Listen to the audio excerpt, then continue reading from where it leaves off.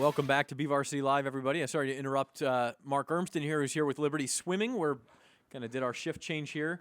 Trevor, what are you doing? Seriously. They wanted me to wear it. I don't care. Okay. Well, it's too small for you. That's the whole point. It's a little hat. It's funny.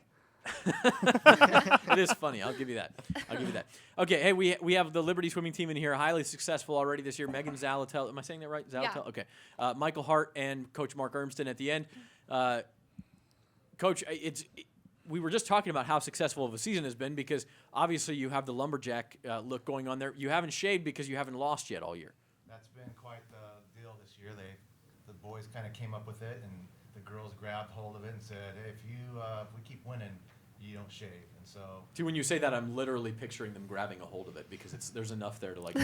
it's getting pretty long. So hopefully, after Saturday and hopefully a good win on both sides, we can convince them to let me shave.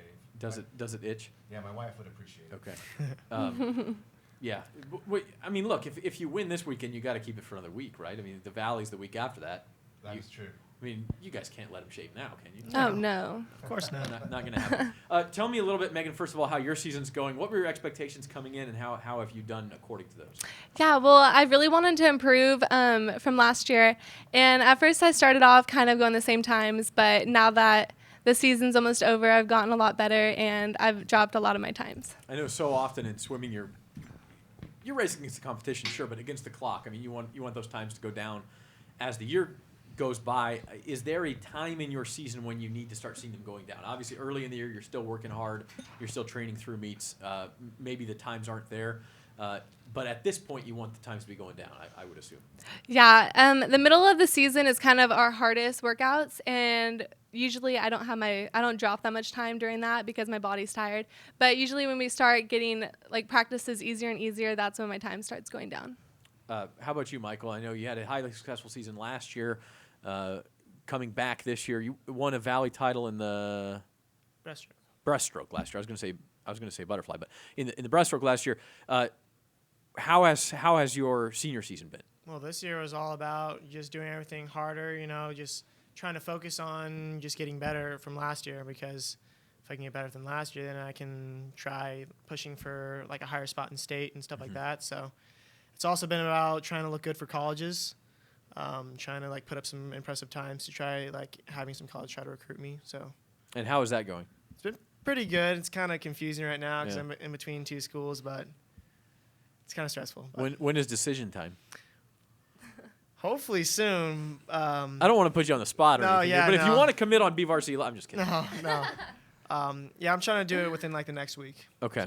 So that's going on while this is all going on. Saturday at BC is the league championships. Then next weekend at Clovis West is the Valley championships, and the weekend after that is the state championships, which are back for their second year. Coach, as you are coaching these kids, how does state change the equation? Are you still trying to peak for Valley, or there's that other week, especially for the high-level, high-end swimmers here, that you know will probably be there, and you don't want to ignore it, obviously, but you also still want to focus on the Valley. How does that change things for you? It was interesting because Michael and I went through it for the first time last year, because last year was the first state. So he and I tried to figure out how are we going to be able to stay at the top level and still perform. And luckily, Michael's the only one out of our current high school kids that drop time at state. So you have to try to pick and choose the kids that are going to go on to Valley automatically, and you have kids who are just trying to get cuts for Valley. So practices, some are tapering a lot, and some, like Michael, aren't tapering at all. Until after Valley, and then he'll taper for state. That's the idea. Yep, okay. But he's still, and as he says, between the colleges, they're all still looking to see what he's going to do and perform in Valley and state. So maybe other options could come in if it goes really well. Right? Do you have a chart? I mean, these 5 kids are already tapering. These 5 kids need to taper next week. How do you keep that straight in your head? Well, because we know all the scores, what times they have, so they know what times they need for the Valley cut. They're always posted. They always know them. I know who has to get what, and it's almost a scientific method to try to figure out will their body perform with the tapering and all of that. Right. Trevor wrote a good story a week or two ago now, kind of the overarching issue with swimming, high school swimming in Bakersfield, and that's that there aren't enough pools for the number of teams there are. There aren't any pools on public school campuses in Bakersfield. And Trevor, you tagged along with these guys to their practice for that story. It's an incredible feat that you guys have to go through to be able to, facilitate a study hall at 3:30, jump on a bus at 4 o'clock just to drive 9 miles to McMurtry from Liberty, to practice with 6 other schools on a pool with 12 lanes, I think, that you guys have over there. I mean, Mark, if you can just kind of, rehash, how difficult this really is for high school coaches and swimmers to really just facilitate teams on a year-in-a-year basis. That this isn't the norm, because the numbers are there is no other high school with at least 1,000 kids in the central section outside of Bakersfield that doesn't have a pool on their campus. I think the only way that I really explained it to the AD and the Nixon was standing there, I said it'd be like you and Frontier and BHS and Centennial all practicing on the same football field with your JV teams and trying to hold a good practice. Yep. And there's no way to do it. It's a huge competitive disadvantage when you look at Bakersfield compared to anywhere else in the section. Right? Yes. And then we miss out on the water polo aspect also that gives them that endurance and strength at the beginning of the season. You miss out on the opportunity to have a 0 period, like weight training. You could have them in the pool at that time. You miss the opportunity of some kids being able to come out because they can't stay till 5 o'clock to go to practice, where you could facilitate practice at 3:30, and maybe some of those kids can come on. I mean, these are all big issues that come along with this. And like you and I have talked about, there aren't enough pools in town to get everybody into a pool and teach them swimmer safety. And that's an issue for me as well. I kind of laugh about it because we make it into a big deal, and it is a big deal, but I think you guys are probably used to it. We ran the photo with the story. I can't remember who it was, but she was sitting in the front seat of the bus looking like she was probably not thinking at all about the drive to, because she like sad. does it every day, Yeah. but she probably had something completely different on her mind, but it just worked for the story because it made her look so sad. And but what is it like for you guys? I know it's got to be, I guess, inconvenient, but I don't know that at this point you're used to it, obviously. Yeah, we've been doing it for 4 years, so I'm really used to it. But it is a pain to have to drive that far to practice and then come home, and it takes up a big chunk of your day. Sure. I mean, instead of swimming being a 2-hour commitment, it's a 4-hour commitment because you have the hour after school. And I know, Coach, you've turned that into like a study hall, which is a smart thing to do, obviously. Well, that's the only way. If I didn't have it, we would lose so many swimmers because Yeah. once they leave campus, they're not going to go to practice. So And plus, then at least you're getting some homework done, I would assume, at that point. Or I don't know. Michael, is there a lot of homework done during that time, or is it more just social hour? I mean, you'd like to say that you get some homework done, but I don't know. It's some days you can get it done, and some days you're just messing around. Yeah. To be honest. well, because that last year our varsity team, girls team, won the state championship for the highest GPA in the Right. state of California. This I remember year, that, yeah. This year the boys won the Valley and are up for the state one at 3.8 for the 20 varsity boys that we have. So somebody's doing homework. somebody's doing something. So they're so dedicated, and that's always been my philosophy. If you're dedicated to one thing, whether that be swimming or your grades, it's going to carry over to everything else that you do. Now, remind me, Michael, starting with you, what events are you going to be looking to peak in here? I mean, I assume the breaststroke is one of them as you go forward to state, but anything else you'll focus on? I'm thinking about doing the 50 free. Okay. On the off season, I put up a really good time, and right now I think I'd be able, hopefully, contend for the Valley Championship. And then in state, do you have a specific goal in mind in either event? I just want to drop time and try to do well. See where that gets you. Yeah. Get How about you, back. Megan? What events are you Yeah, honing sure. in on at this point? I know the top swimmers will swim anything during the season, but now that you're honing in. I'll definitely swim the 100 breaststroke, and I haven't really decided on my other event, but probably the 200 I am. The breaststroke seems so insanely hard to me.